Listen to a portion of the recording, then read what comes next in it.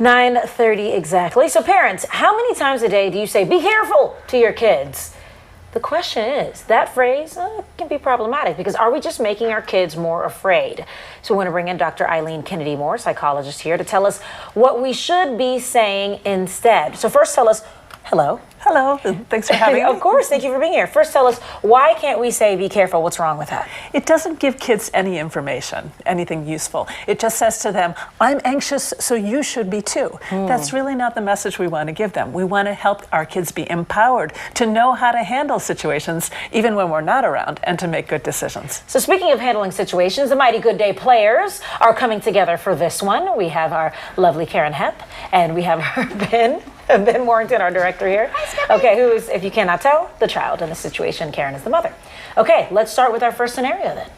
Benny, be careful of the stove. Be careful. Don't knock over my wine glass. Can I not drink this? No, be careful. That's not good for you.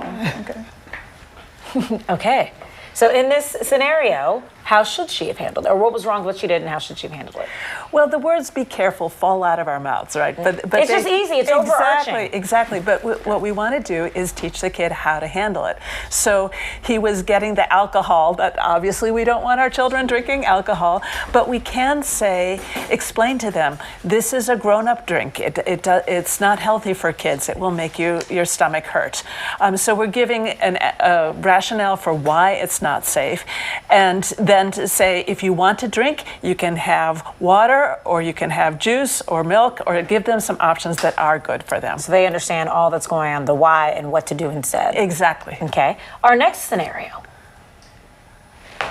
Oh. Let's have a great first day of school. It's going to be really exciting, but be careful. There's lots of big kids that are really scary out there, and there could be maybe an active shooter situation, so be careful, and you can hide underneath the desk. Be careful.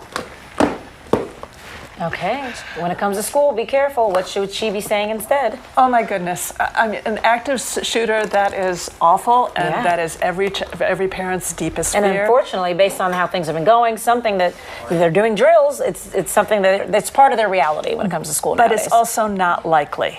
And what we want to do is give them a positive expectation for being in school. So one of the things that I used to say to my kids when they were little is, somewhere in your classroom is somebody who's waiting to be your friend. How are you going to figure out who that is? And so then they're oriented towards making friends. Or the other thing is we want them to listen to the teacher, because the teacher is in charge of safety. So that'll be listen to the teacher. And you can also ask your child, why is it important to listen to the teacher? If we can have the kid explain the rationale, the reason behind the rule, it's more likely to stick in their brain. So get them to say it. All right, our next scenario. We're here at the park. Be careful. Don't let that ball roll out of the street. You could get hit by a car. And be careful when you're walking. There could be snakes. You could step on them. They could be venomous. People could steal you.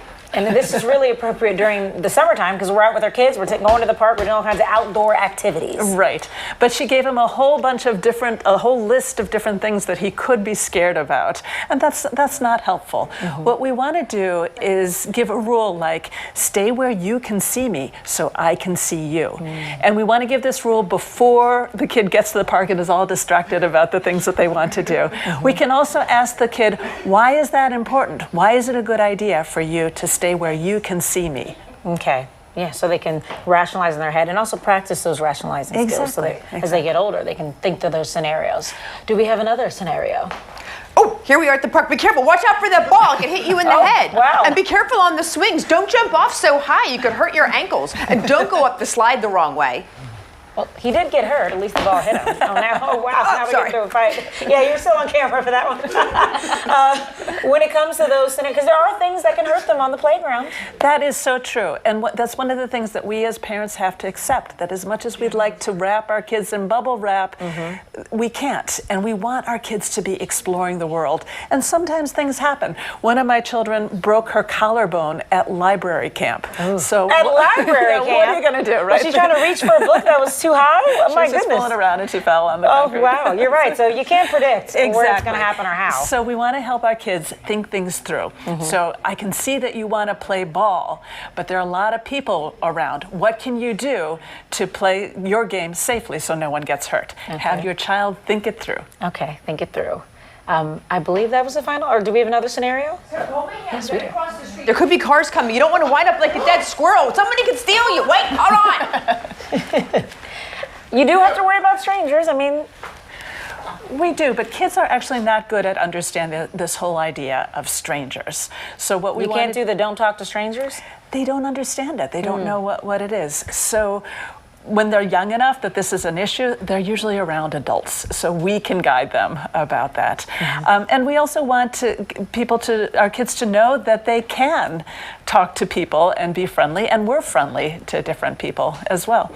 I love the actors. Yes. Was that all of the... Is that all the scenarios? I'm not sure. Okay. Yeah. Sorry to include in. Right. Okay, wonderful. Well, thank you. Thank you to our mighty players. And thank you, Dr. Eileen Kennedy-Moore. Oh, gosh.